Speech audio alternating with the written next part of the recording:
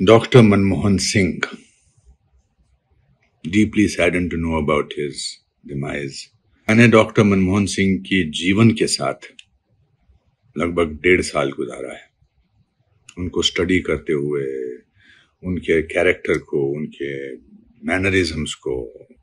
एक एक्टर जब किसी किरदार को निभाता है तो उसके फिजिकल एस्पेक्ट को तो स्टडी करता ही है, लेकिन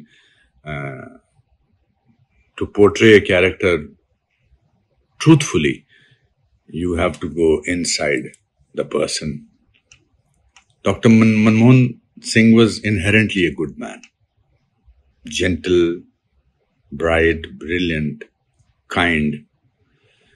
अगर मुझे अपनी जिंदगी के 3 या 4 किरदार चुनने हैं जो मुझे लगता है मैंने बड़े ट्रूथफुली किए हैं, तो उसमें से accidental prime minister will be one of the films. उनकी सबसे खूबसूरत क्वालिटी थी उनकी सुनने की शक्ति।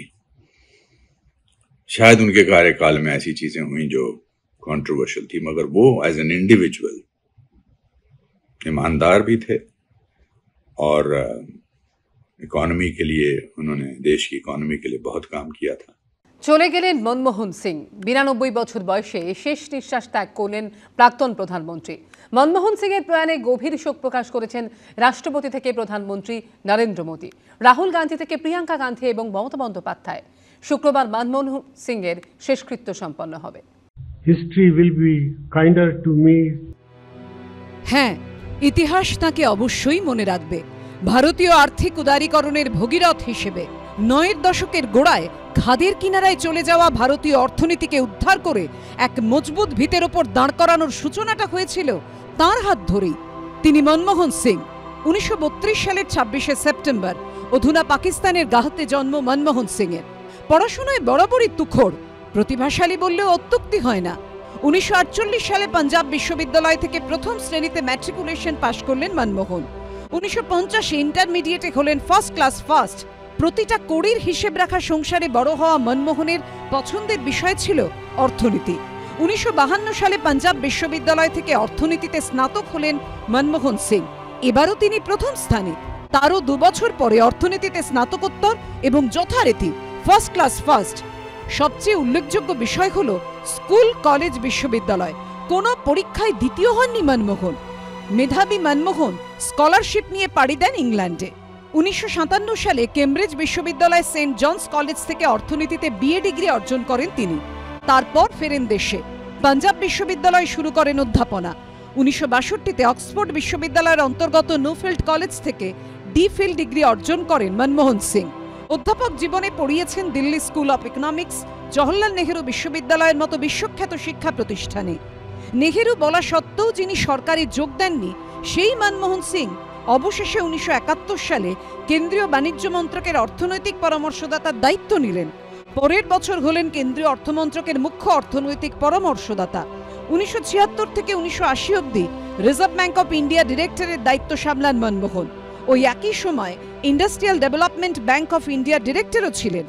1976 এশিয়ান ডেভেলপমেন্ট ব্যাংকের অল্টারনেট গভর্নর ফর ইন্ডিয়া পদ অলংকৃত করেন মনমোহন সিং। ওই একই সময় সামলেছেন international bank for reconstruction and ডেভেলপমেন্টের দায়িত্ব। মনমোহন কেন্দ্রীয় অর্থমন্ত্রকের সচিব ছিলেন 1976 নভেম্বর থেকে 1980 এপ্রিল অবধি। একই সময় অ্যাটমিক এনার্জি কমিশনের অর্থনৈতিক বিষয়ক সদস্যও ছিলেন। 1980 এপ্রিল থেকে 1982 15 সেপ্টেম্বর অবধি প্ল্যানিং কমিশনের সদস্য সচিবের দায়িত্ব সামলান মনমোহন সিং। 1982 16 সেপ্টেম্বর থেকে 1985 14 জানুয়ারি অবধি তিনিই ছিলেন আরবিআই এর গভর্নর।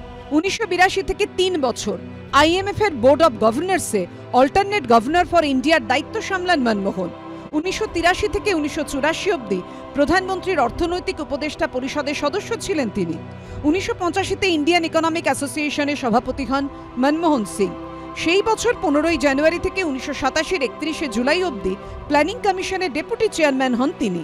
1987 1 আগস্ট থেকে 1990 10 নভেম্বর এই সময়ের মধ্যে জেনেভায় সাউথ কমিশনের সেক্রেটারি জেনারেল ও কমিশনারের দায়িত্ব সামলান মনমোহন সিং। 1990 10 ডিসেম্বর থেকে পরের বছর 14 মার্চ অবধি তাঁকেই প্রধানমন্ত্রীর অর্থনৈতিক বিষয়ক উপদেষ্টার দায়িত্ব দেওয়া হয়। 1991 15 মার্চ থেকে 3 মাস ইউনিভার্সিটি গ্রান্ট কমিশনের চেয়ারম্যান পদ অলংকৃত করেন মনমোহন সিং। এরপর তাকে সরাসরি কেন্দ্রীয় মন্ত্রিসভায় আনেন প্রধানমন্ত্রী পিভি নরসিমহা রাও। 1991-এর 21শে জুন থেকে 1996-এর 15ই মে কেন্দ্রীয় অর্থমন্ত্রীর দায়িত্ব পালন করেন মনমোহন সিং। 1991-এর অক্টোবরে প্রথমবার রাজ্যসভায় নির্বাচিত হন তিনি।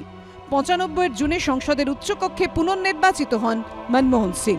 এরপর 96 থেকে প্রধানমন্ত্রী হওয়ার আগে অবধি কেন্দ্রীয় অর্থমন্ত্রকের পরামর্শদাতা কমিটির সদস্য ছিলেন তিনি। মাঝে 1 বছর সংসদের বাণিজ্য বিষয়ক কমিটির চেয়ারম্যানের দায়িত্বও পালন করেন মনমোহন সিং। 1998-এর 21শে মার্চ থেকে 2004-এর 21শে মে অবধি রাজ্যসভার বিরোধী দলনেতা ছিলেন তিনি। 2001-এর জুনে তৃতীয়বারের জন্য তিনি রাজ্যসভায় নির্বাচিত হন। এরপর সেই মাহেন্দ্রক্ষণ।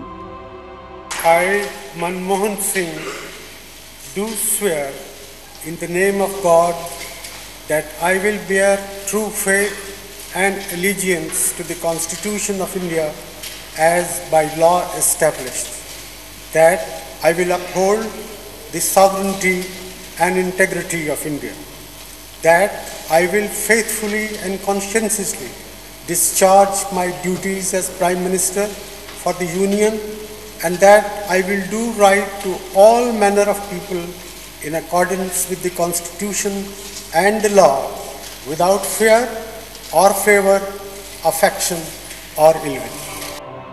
2004 থেকে 2014 10 বছর দেশের প্রধানমন্ত্রীর দায়িত্ব সামলান মনমোহন সিং। একের পর এক সাফল্য যেমন পেয়েছেন, যুগান্তকারী আইন পাশ করিয়েছেন, তেমনি 2G কয়লা থেকে কমনওয়েলথ, একের পর এক দুর্নীতির অভিযোগ তাকে বিদ্ধ করেছে। মনমোহন সিং চলে গেলেন, কিন্তু এমন বাগ্মী, মিতবাক, রুচিশীল, মার্জিত রাজনীতিবিদের অভাব চিরকাল বোধ করবে ভারতীয় গণতন্ত্র। এবিপি আনন্দ।